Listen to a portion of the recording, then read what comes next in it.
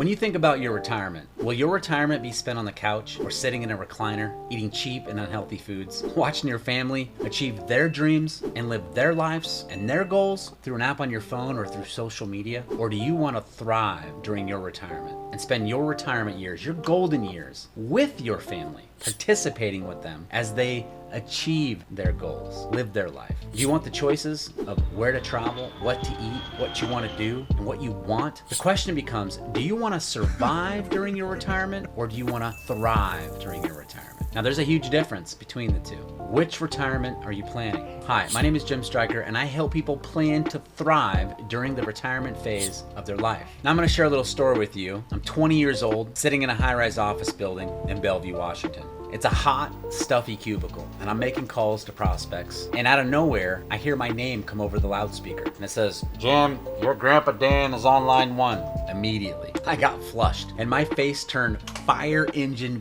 beet red, all the way up. Sweat began to bead up on my face, started pouring down my back. I was just so embarrassed what happened on the loudspeaker. So, a little context, personal calls, they weren't allowed during work hours, and so as I saw the bright red blinking light on the phone, blinking, blinking, blinking, my manager came over to my cubicle and he was standing over me because we weren't supposed to make personal calls, but he wanted to see how long that personal call was going to be, make sure it wasn't too long. So anyway, I clicked over. "Hey, this is Jim." And my grandpa said, "Hi." He said, I know who you are." I said, yeah, I definitely know. This was the first time I'd ever taken a personal call at the office, so I was just embarrassed. I was nervous, and I had this guy standing over me. I knew something was up, or something must have happened. So we started on some small talk real quick, and then he said, "Well, what are you doing right now? Can you take a little break?" And to which I replied, "Yeah, I can take a little break. I'm actually due for one." I said, "Hey, what's up? Is everything okay?" He said, "Oh yeah, things are fine. I'm just wondering if I could stop by your office real quick. I just got something for you." I said, "Yeah, sure. Okay. Again, everything's okay?" He said, "Oh yeah, everything's great." I thought to myself, yeah, I could definitely use a break from the phones, from my manager who's standing over me at the time, who looked like an elf and kind of smelled like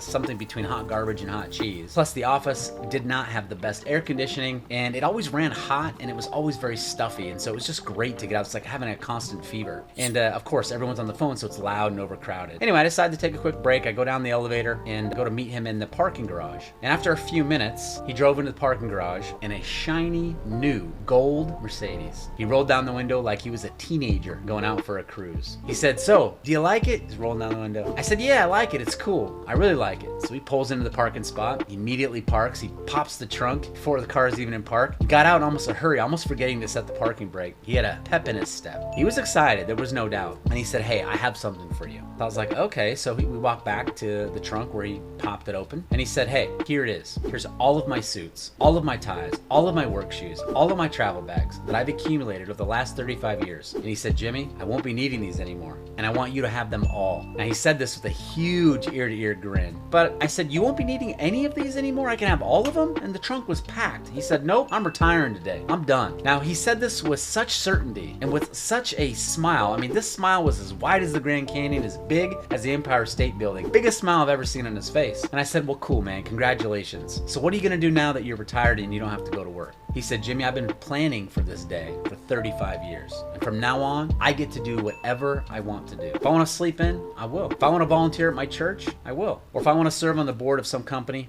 I can, and I will. But look, man, I don't have to do anything. I get to choose to do whatever I want to do." And boy, do I have retirement plans. He said, "I'm closing on a second home in Arizona with a lemon tree and a huge swimming pool. And I'm buying a lake house in Idaho." He said, "I have enough retirement cash flow to travel the world 2 times over, golf at whatever golf course I want to, eat out at wherever I want to eat out, whatever restaurant I want, and have all the time in the world to fish, hunt, spend time outdoors, spend time with my kids, grandkids, and great-grandkids. I plan to be very busy during the retirement phase of my life. All the things that I've dreamed of doing are going to come to a reality." It was in that moment I realized I've never known anyone who had ever retired before, let alone that could describe what their retirement would look like. So now that I knew there was another option for what a real retirement could look like, I was excited. But it's because of that day, the game of life changed for me in that very moment. I don't think about having a small monthly Social Security check that barely keeps up with inflation, or a little 401k that's designed to just be big enough to scrape by so that I'd be afraid to eat out, afraid to go on a vacation. You know what I'm talking about. No way.